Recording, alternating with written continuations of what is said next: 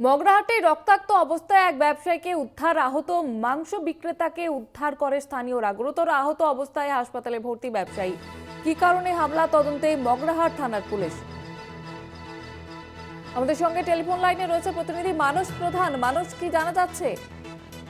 দেখো জয়িতা, তোমাকে প্রথমে বলে রাখি, গতকাল রাত্রে যে মগরাহাট যে সাম্বুসের চক এলাকায় যে এক যে ক্লাব রয়েছে, সেই ক্লাবের কাছে এক রক্তাক্ত যে ব্যবসায়ী যে ছুটে আসে প্রাণ বাঁচানোর জন্য।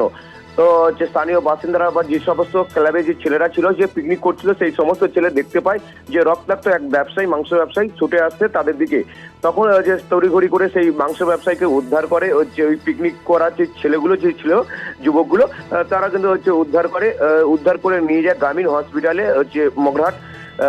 গতকাল হচ্ছে এতটাই হচ্ছে মানে ক্ষত ছিল ওই যে গলা নলিতে, সেই কারণে কিন্তু ওই যে মাংস ব্যবসায়ী গোটা ঘটনা বলতে পারেনি, কিন্তু তবে হচ্ছে মাংস ব্যবসায়ীকে চিহ্নিত করতে পেরেছে যে সাম্বুসের নগরে যে ওই বাসিন্দা হাসিবুল মোল্লা নামে ওই মাংস ব্যবসায়ী।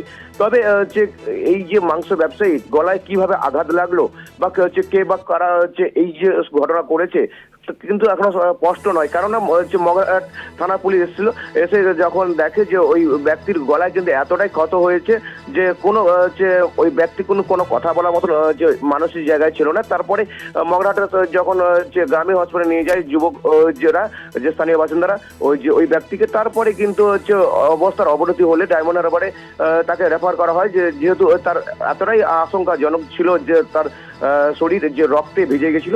কিন্তু যেটা পুলিশে অনুমান করছে যে কোনো যে এই মাংস ব্যবসায়ীর সঙ্গে কোনো শত্রুতা না যে কি যে পারিবারিক ঘটনা, সেটাই নিয়ে কিন্তু এখনো কিন্তু ধনে রয়েছে মগরাহাট থানার পুলিশ। জয়িতা, ধন্যবাদ জানাবো তোমাকে মানস। আমাদের সঙ্গে টেলিফোন লাইনে ছিলেন প্রতিনিধি মানস প্রধান।